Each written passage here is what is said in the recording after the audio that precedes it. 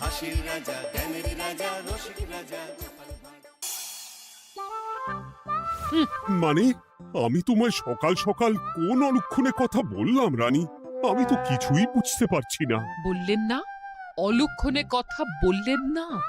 ভুলে যাবেন না, আমি আপনার রানী, এই কৃষ্ণনগরের রানী।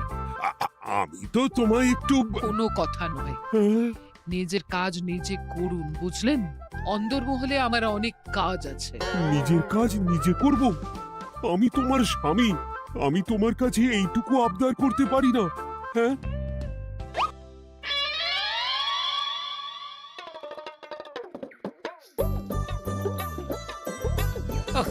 আজ গিন্নির সাথে বচসা করতে গিয়ে দেরি হয়ে গেল। মহারাজ আবার আমার দেরি দেখে রেগে না যান।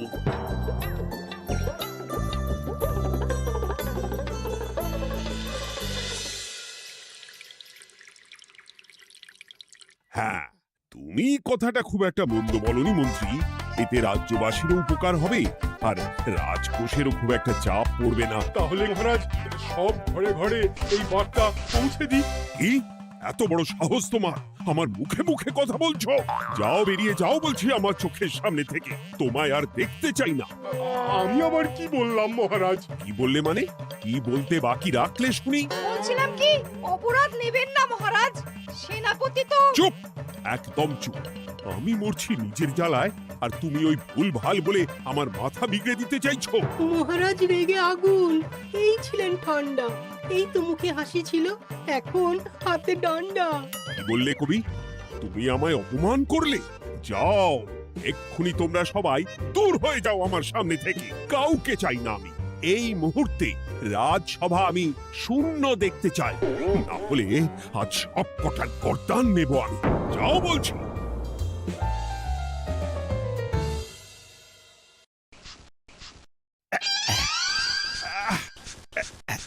আহা, একটু শান্তি হলো। ভেবেছিলাম রাজসভায় করব তাই রে নাই রে, রাজা দিলেন ঘাড় ধাক্কা, এখন সবাই বাইরে। এ তো তোমার জন্য, তুমিই তো বেমক্কা একটা এমন কবিতা বললে। আহ, কেন এইভাবে চটছেন মন্ত্রী মশাই? দোষ তো আপনারও। আপনি তো কি একটা বলে রাজা মশাইয়ের মাথা গরম করে দিলেন। আমি আবার কি বলেছি? আরে মহারাজ তো সেনাপতির ওপর রেগে গেলেন। আরে বাবা, আমি আবার কি করলাম? পণ্ডিত মশাই কি সব বলে দিলেন, তখনই তো মহারাজ। এই আমার নামে একটা অসাধু বাক্য বললেই আমি কিন্তু। এ কি কাণ্ড! কৃষ্ণনগর রাজসভার সভারত্নরা বাইরে বের হয়ে কি মহা হট্টগোল শুরু করলেন। মহারাজ সবাইকে একসাথে ঘাড় ধাক্কা দিয়েছে। ওরে বাবা, এতগুলো ঘাড়ে রাজামশাই একসাথে ধাক্কা দিলেন কিভাবে? আচ্ছা, দোষটা কে করলো? দোষ করেছে ও, দোষ করেছে ও। দোষ করেছে ও। দোষ করেছে ও। এবারেও কেউ একমত হতে পারলেন না কে দোষ করেছে। আচ্ছা বেশ, কি হয়েছে কেউ একটা খুলে বলুন দেখি। আমি বলছি, মহারাজ বেশ খোশ মেজাজি ছিলেন, কিন্তু হঠাৎ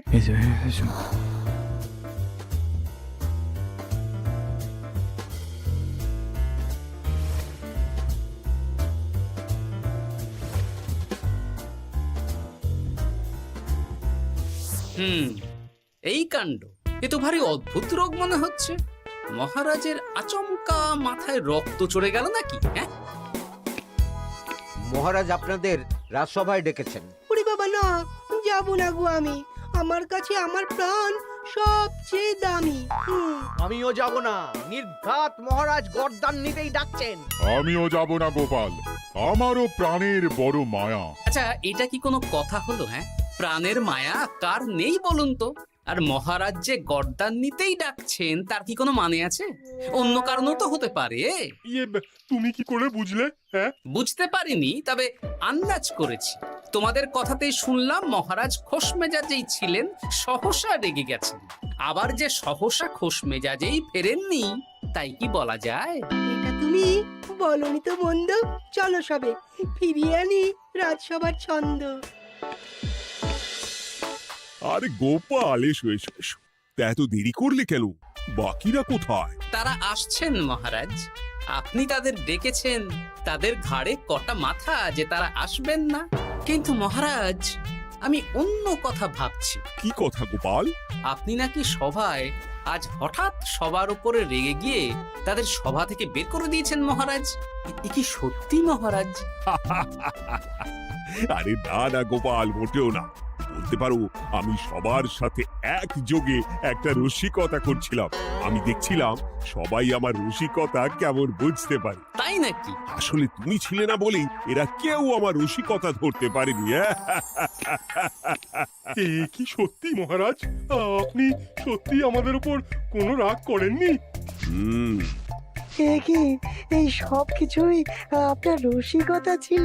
ও মা, তাই নাকি মহারাজ? এই যে আপনি শুনিয়ে দিলেন কথা কড়া কড়া, সবকিছুই ছিল আসলে নিছক মজা করা। আহ, আবার যত সব বাজে বকছো তোমরা। এত কথা কেন?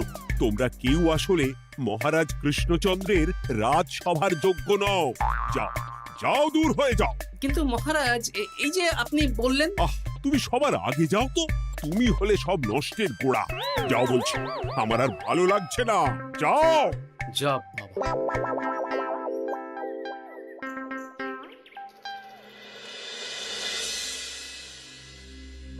কি বুঝছেন?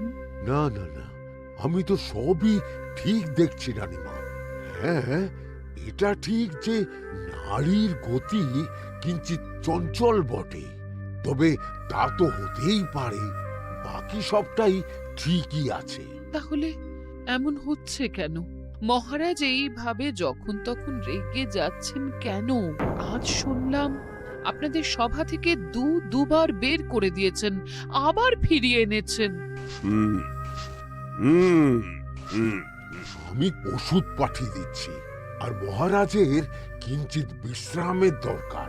হ্যাঁ, তোমার মাথা আর আমার মুন্ডু। বলি, আমি বিশ্রাম নিলে রাজকার্যকে চালাবে শুনি তুমি, নাকি ওই অকর্মার ঢেকি মন্ত্রী? না মানে ওই আমি। যাও, আর আমার কথা বলতে ভালো লাগছে না। আমাকে একটু একা থাকতে দাও।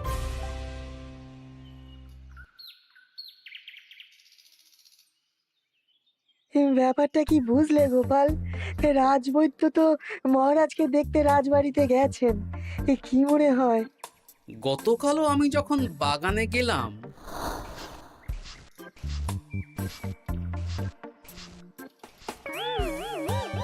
গোপাল, তোমার কি মনে হয় মহারাজকে কোন রোগে ধরেছে? এই রেগে যাচ্ছেন, আবার এই মাথা ঠান্ডা হয়ে গিয়ে ডেকে পাঠাচ্ছেন। আমি বলি কি গোপাল, তখন সবার সামনে বলিনি বটে, তবে এখন তোমার সামনে স্বীকার করতে বাধা নেই। কি কথা বিজ্ঞানী? মহারাজের এই রাগের কারণ হয়তো আমি। আমার মনে হয় আমার দোষেই উনি এরকম বারবার রেগে যাচ্ছেন। কেন? আসলে মহারাজ আমাকে একটা মাথা যন্ত্রণা সারার ওষুধ আবিষ্কারের দায়িত্ব দিয়েছিলেন, তো আমি অনেক চেষ্টা করেও সেই ওষুধটা আবিষ্কার করতে পারিনি। যেটা আবিষ্কার করেছি তাতে সেরকম কাজ হচ্ছে না। আমার মনে হয় ওনার মাথা ব্যথা থেকে এরকম হচ্ছে। সে যাই হোক, তুমি কিছু একটা করো গোপাল। মহারাজের অসুখ কিভাবে সারানো যাবে সেটা নিয়ে কিছু একটা ভাবো। ভাবতে তো হবেই। আজ সন্ধেবেলায় তুমি তোমার বাড়িতে বাকি সভাসদদের ডেকে আনো, আমি সমাধান সঙ্গে নিয়ে সময় মতো চলে আসবো। আচ্ছা বেশ, তাই হবে। আমি এখনই বাকিদের খবর দিয়ে দিচ্ছি। আর বিজ্ঞানী, একটু এদিকে এসো তো, একটা কথা আছে।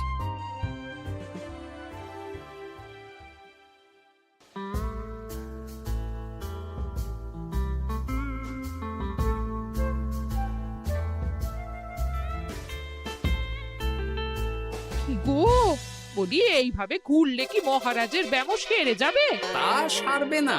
তার চেয়ে এক কাজ করি, কিছুটা আলু আর ছোলা সেদ্ধ করেছি, তার সাথে নুন, লঙ্কার গুঁড়ো আর লেবু দিয়ে মেখে আলু কাবলি বানিয়ে দিই, কি বলো? হ্যাঁ, দাও দাও দাও, মন্দ হয় না। মহারাজের মন উচ্চাটন, তার কি কারণ?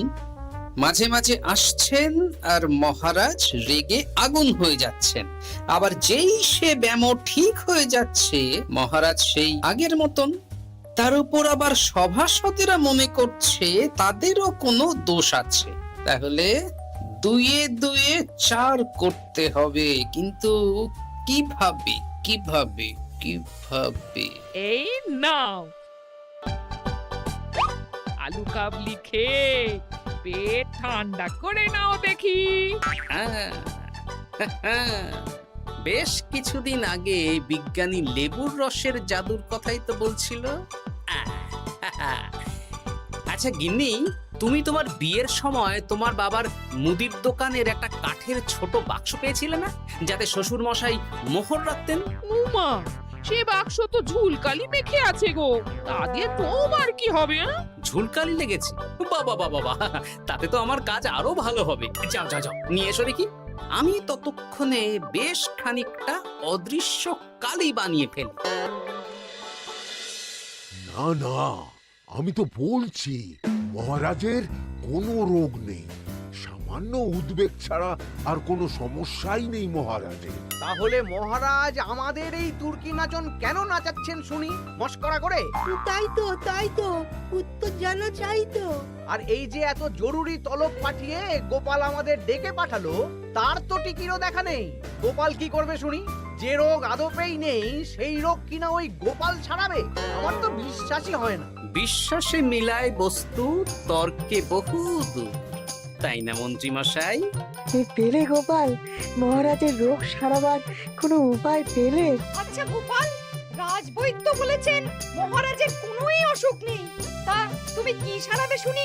হ্যাঁ, রোগ হয়তো রাজবৈদ্য মশাই ধরতে পারেননি, কিন্তু কিছু তো আছেই যার জন্য মহারাজ এমন আচরণ করছেন, তাই না?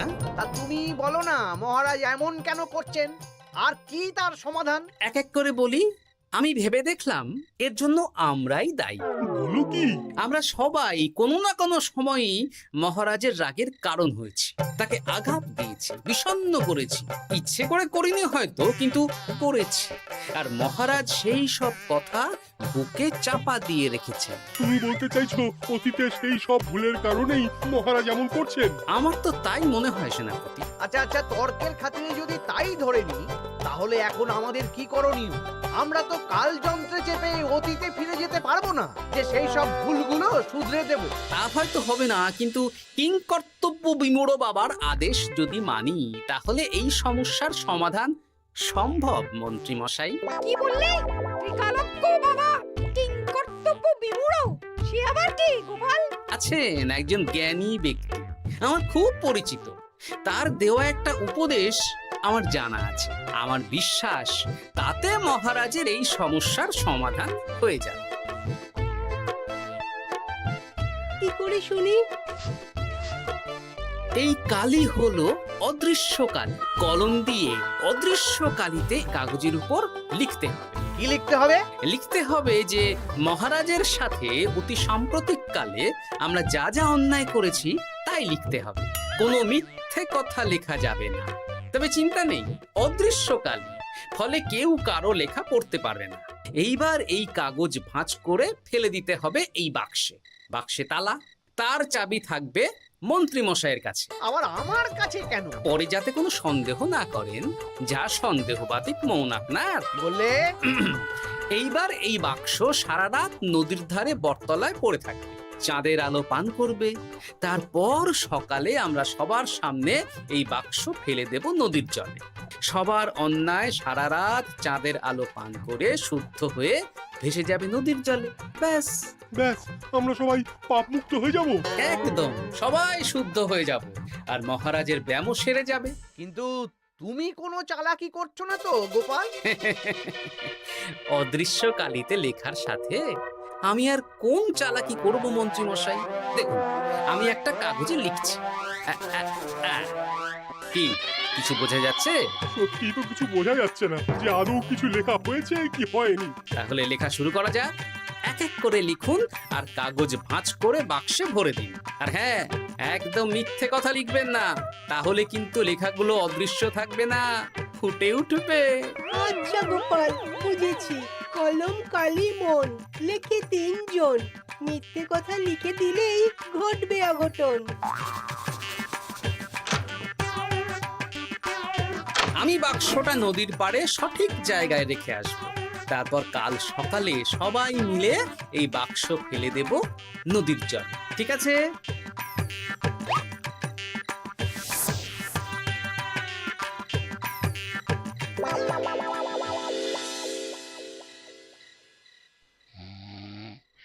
কথায় আছে, মনে যা আসে বলে যাও, ভুলেও লিখো না, তাহলেই বিপদে পড়বে।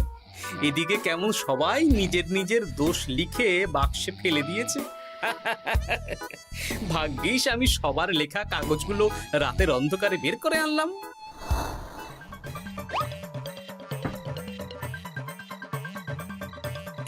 এইবার এই কাগজগুলো ঢুকিয়ে দিলেই কেল্লা ফতে। এখন সবার পাপের স্বীকারোক্তি আমার হাতের মুঠোয়।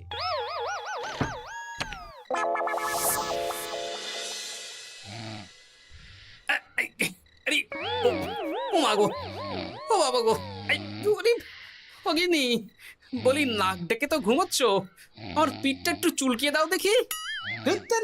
এই জন্যই তো মাথাটা যায় গরম হয়ে। আরে, এই সহজ ব্যাপারটাই তো আমি বুঝতে পারিনি। মহারাজের অসুখ তাহলে এই। যাক, এই রাতের বেলাতেই একসাথে একটা ঢিল পেয়ে গেছি। এক ঢিলে মারবো দুই পাখি। রাজার অসুখও সারবে, আবার সব কটা পাজি শায়েস্তাও হবে। হ্যাঁ,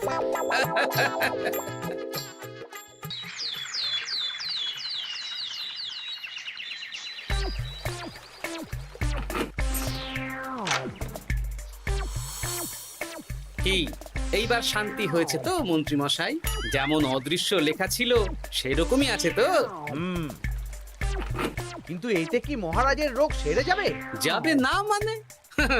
মনে করুন সেরে গেছে।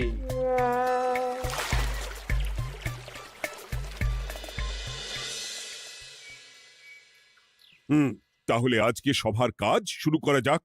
ক্ষমা করবেন মহারাজ, সবার কাজ শুরু করার আগে একটা দরকারি কাজ আগে করা দরকার। না হলে আবার কখন আপনি আমাদের কারো উপর রেগে যাবেন আর আমাদের সভা থেকে তাড়িয়ে দেবেন, তার তো ঠিক নেই, তাই না? আহ গোপাল, আর বিরক্ত করো না। আমার এত সাহস নেই মহারাজ যে আমি আপনাকে বিরক্ত করব। আমি তো জানি নিজের পিঠ যখন নিজে চুলকোনো যায় না, আর কেউ থাকে না সেই পিঠ চুলকিয়ে দেবার মতো, তখন কিরকম বিরক্তি জেগে ওঠে, তাই না মহারাজ? এ কি গোপাল, তুমি এত কিছু কি করে জানো? জানাই তো আমার কাজ মহারাজ। আর এও জানি যে আপনার এই বিরক্তির পেছনে সভাসদগণের ভূমিকা ঠিক কি। তার মধ্যে তুমিও আছো গোপাল, তাই না? আছি, পুরো মাত্রায় আছি মহারাজ। তবে হ্যাঁ, আমি কিন্তু তাই বলে রাজকোষের হিসেবে গোলমাল করে মহারাজের কোপের কারণ হইনি মন্ত্রী মশাই। এটা কি গোপাল আন্দাজে বলছে? না হলে কাল অদৃশ্য কালিতে আমি কি লিখেছি সেটা জানলো কি করে?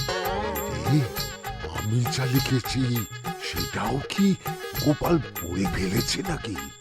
যাকে পড়লেই বাকি, সব লেখা তো ওই নদীর জলে ভেসে গেছে। আমি যে লিখেছি তার প্রমাণ কি? তবে আর চিন্তা নেই মহারাজ, সমস্যার সমাধান হয়ে গেছে। এখন থেকে আপনি যতক্ষণ রাজসভায় থাকবেন, প্রথমে মন্ত্রী মশাই, তারপর পণ্ডিত মশাই, আর তারপর রাজবৈদ্য পালা করে আপনার পিঠ চুলকে দেবে। কেন আমি কেন চুলকে দেবো? না দিলে যে আপনার কপালে অনেক বড় শাস্তি ঝুলছে মন্ত্রী মশাই। রাজকোষে যে জালিয়াতি আপনি করেছেন তার স্বীকারোক্তি আমি হাজির করব যে মহারাজের সামনে।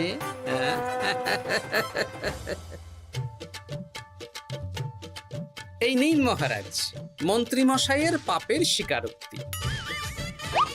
আপনি আগে মন্ত্রী মশাইয়ের লেখাটা পড়ুন, তারপর একে একে সকলের স্বীকারোক্তি দিচ্ছি। এ কি মন্ত্রী, তুমি রাজকোষ থেকে 500 মোহর চুরি করেছো, আর তার বদলে সেই হিসেব তুমি পুকুর পাড় বাঁধানোর খরচ হিসেবে দেখিয়েছো। এই সেরেছে, এটা ফুটে উঠলো কি করে? সে অনেক কাণ্ড মন্ত্রী মশাই, বাকিদের সবারটাই আছে, এত জেনে কাজ কি? না না, জানতে তো হবেই। তাহলে শুনুন, এই অদৃশ্য কালি আসলে লেবুর রস। গতকাল রাতে আমি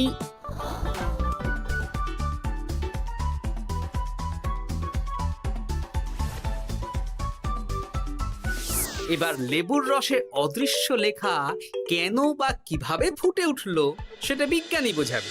লেবুর রসে লেখা আগুনের তাপে ধরলে ফুটে ওঠে, কারণ লেবুর রসে থাকা অম্ল কাগজের সাথে থাকা শ্বেত সারের সাথে বিক্রিয়া করে এবং তাপ পেলে সেই বিক্রিয়া দ্রুত হয়ে কাগজের শ্বেতসার রাসায়নিকভাবে পরিবর্তিত হয়ে গাঢ় রং ধারণ করে।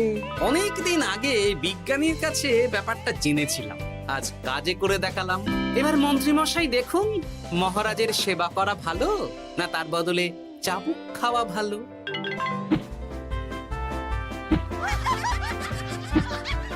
ওরে বাবা না, না, উফ! আগে যেমন বুনো ওল তেমনই তো বাঘা তেঁতুল হবে মন্ত্রী মশাই।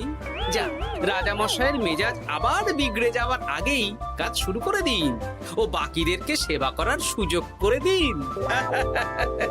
আজ থেকে ভুল হলে শুধরে নেব ভুলকে। মন্ত্রীমশাই মহারাজের পিঠ দেবে চুলকে।